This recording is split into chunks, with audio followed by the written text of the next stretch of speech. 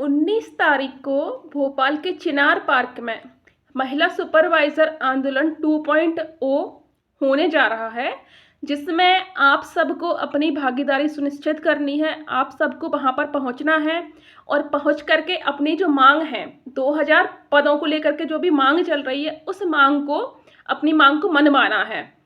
इसके अलावा और क्या बातें रखनी है वहां पर? इसके अलावा एक आपकी जो भी नॉर्मलाइजेशन की प्रक्रिया को लेकर बात चल रही है कि अब जो रिजल्ट है वो परसेंटाइल में आएगा। परसेंटाइल में क्या होता है कि आपके जो रॉ मार्क्स हैं, आपके नॉर्मलाइज्ड मार्क्स हैं और जो कट ऑफ कितनी गई है, ये सारी बातों को लेकर के ट्रांसपेरेंसी कुछ हद तक नहीं हो पाएगी, है ना। तो यहाँ पर परसेंटाइल मार्क्स तो सरकार के द्वारा जो दिए जा रहे हैं वो दिए ही जाएं। इसके अलावा आपके जो रॉ मार्क्स हैं, मतलब आपको जो डेस्कटॉप पे जिस दिन आपने सबमिट किया वो जो मार्क्स दिख रहे हैं वो मार्क्स, इसके अलावा आपके नॉर्मलाइज्ड मार्क्स और परसेंटाइल स्कोर, सारा स्कोर आपका रिजल्ट में दिखे।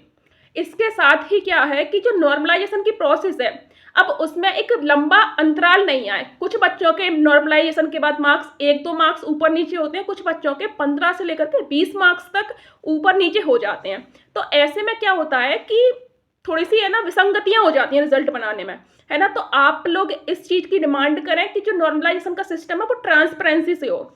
हमने पटवारी भर्ती परीक्षा देखी थी, उसमें भी हमने देखा था कि बच्चों के 145 143 के बाद भी सिलेक्शन नहीं हुआ, वहीं पर कुछ बच्चों का 130 132 पर भी सिलेक्शन हो गया था नॉर्मलाइजेशन के बाद में।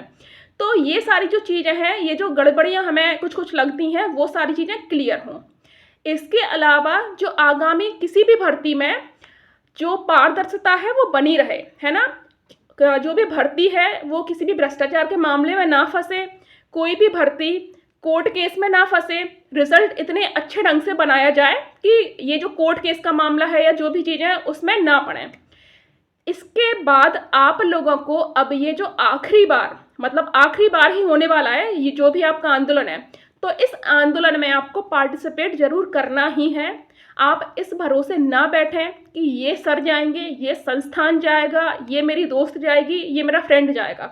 आप स्वयं अपने लिए बाहर आएँ, क्योंकि आपको भी पता है 2017 के बाद भर्ती आई है, भर्ती में नाम मात्र के पद आए हैं।